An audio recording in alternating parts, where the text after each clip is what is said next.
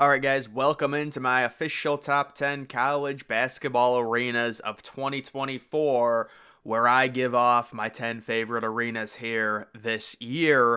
A lot of these older arenas, there's a few new ones sprinkled in. First, I am going to give three different honorable mentions here because there's a ton of college basketball teams, there's a ton of arenas that could be on this list, but for my three honorable mentions, the KFC Yum Center. This is an arena that could host an NBA team like tomorrow. It is very professional. It's really well done. The capacity on it is actually higher than standard NBA teams at around 22,500. The reason it's not on my list, I just think it's a little bit too bland. Don't get me wrong, it's a decent arena. If it were an NBA arena, I would probably have it inside of my top 15. I like the exterior look as well. It's unique, but it doesn't really scream college to me, so it's not on my top 10 list. Another one, it is Thompson-Boling Arena. This is home of Tennessee, and I love the interior of this. I love the unique look with the one side being a bunch of suites. That's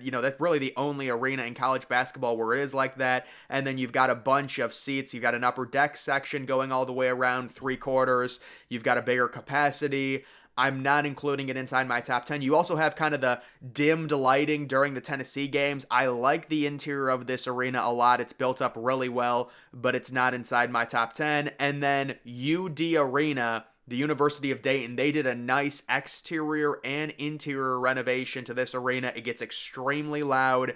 The interior seating with the ceiling that low, that's not the best, but it is good for crowd noise. And I just think this arena for Dayton and how small they are of a school, it just fits them really well, especially when Dayton is good. So those would be my three honorable mentions. We will begin at number 10, and it is Dreamstyle Arena. This is New Mexico's home arena. Very interesting builds being built directly into the ground. This recently received an exterior renovation. You can see through the concourse the natural light. That is ground level. And then directly above that, there's suites. I don't know. It's just kind of a cool, unique perspective. You do have just a massive lower bowl with no upper deck. So that comes in at number 10 for me. Moving on to number 9, it is Allen Fieldhouse, home of Kansas. A lot of people have this, kind of top 5, top 4. It definitely is a nice arena. You've got the sun, you've got the natural light coming in.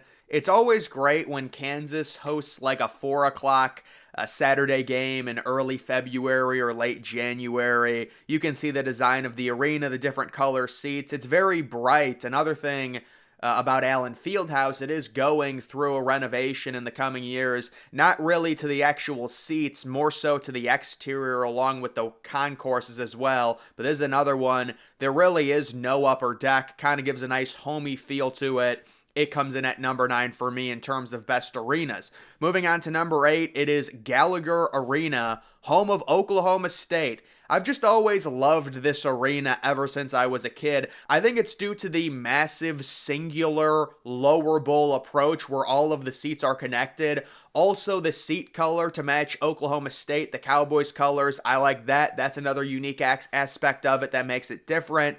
And then the other thing, it just seems so steep. Now, I don't know if the actual seats are very steep in person, but just judging from it, it just looks very steep and very in your face. And when Oklahoma State, when they were good for a few years, back in like 2013, 2014, or whenever it was, when they had Marcus Smart, that place would get so loud. So this arena to me is very underrated. It comes in at number 8 on my list. Moving on to number 7, it is Mackey Arena. This is another one that gets extremely loud. They've got the circular approach going all the way around, but it's very cramped. It's very in your face. And another thing about it, it's not too big. A lot of college arenas have the circular approach, but they're so large, it kind of takes away from it. The fact that Mackey Arena, it just feels condensed. It feels disheveled and in your face. I love the vibe of it, and Purdue's been amazing. They've got crazy good home court advantage. when it comes to college basketball. I'm putting that one at number 7. Moving on to number 6, it is the Dean Smith Center, home of North Carolina. This one, it's got a brutal exterior, but the interior of it, it is legendary. They have thought about doing a few different renovations to it, but none of that has ever happened. Either way, I just think it's such a unique interior with the 2-deck approach, kind of the way the angles of the upper deck go, and you also do have those lower upper deck sections. There's no other arena like it. It also has an interesting skylight that's normally covered up over top of it. For me, it comes in at number 6 on the best arenas here in 2024. Moving on to number 5, it is the Pavilion at Ole Miss. Now, this is a newer arena. A lot of people probably don't even know this one exists, but I just think they did it extremely well. And I'm a big fan of natural light, especially when it comes to college basketball arenas. There's not crazy seating anywhere.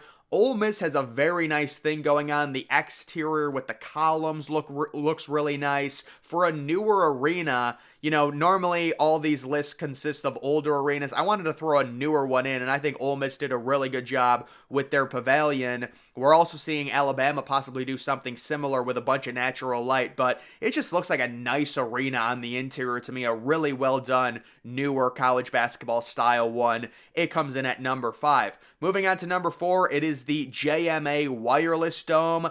So this is one that is really hit or miss with people. I just think it's really cool to have the capacity of a college basketball arena of about 35K. Obviously, when Syracuse is not very good and half of it's empty, it makes for a terrible experience. But another cool thing about this, because of the roof renovation that they had, it does give off a ton of natural light on the interior of the arena, and they have been thinking about possibly renovating the entire JMA Wireless Dome, possibly changing all of the seats. I think it would look amazing if they did that. It would look even better. But yeah, because of the fact that it's so unique, because of the fact that when Syracuse is good, the place is crazy. There's no other environment like it in college basketball. It has the highest capacity in college basketball by like 13,000.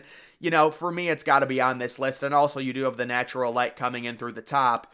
It comes in at number 4, although you could move it down. It's very dependent on how good Syracuse is, but still, with it being so peculiar, a rare multi-purpose football, basketball arena, where do you ever see that? It's at number 4 on my list. Moving on to number 3, it is Assembly Hall. Now, Assembly Hall, it's like a college basketball cathedral. Seriously, it is. The design of it is crazy when you look at it. It's got kind of like 3 rows of seats right behind the sideline, and then that weird kind of like huge U design behind that, and then a very small upper deck, and the walls are extremely weird, and the ceiling is odd. Everything about it is just unique. To me, it's minimum top 5. I've got it at number 3 in my favorite college basketball arenas for 2023. Moving on to number 2, it is Hinkle Fieldhouse, home of Butler. Now, this is another one, lets in a ton of natural light. Very interesting interior design. You also do have a crazy exterior, fully brick design. I love brick arenas or stadiums, the exteriors of them. It just looks really cool. And for me, I mean, the interior, the seating looks so disheveled. Looks like they just randomly added some extended seats going all the way up, and then you've got the giant natural light shining through. It comes in at number 2. And then moving on to number 1, it is Cameron Indoor Stadium. This is, you could say, an NPC move for me to put this at number 1, but the exterior of it looks like a church, like a mega church. It is beautiful. And they did renovate the exterior, and it looks amazing. And then the interior, I mean, with how loud it gets, the unique factor of the limited capacity, selling out every game, the crazy environment, it's just everything you want in a college basketball arena. I guess you could argue because the capacity is limited, maybe it shouldn't be number 1, but that's part of the reason I would put it at number 1, because it is so unique for the capacity to be that low. I wonder if Duke would ever consider building another Cameron Indoor and just making it slightly bigger, like raising the capacity by 4,000, just expanding it a little bit, but building the exact same arena like the same way it was. I mean, it really wouldn't cost that much money, honestly. Like, there's no way it would cost $1 billion to build a new Cameron Indoor Stadium.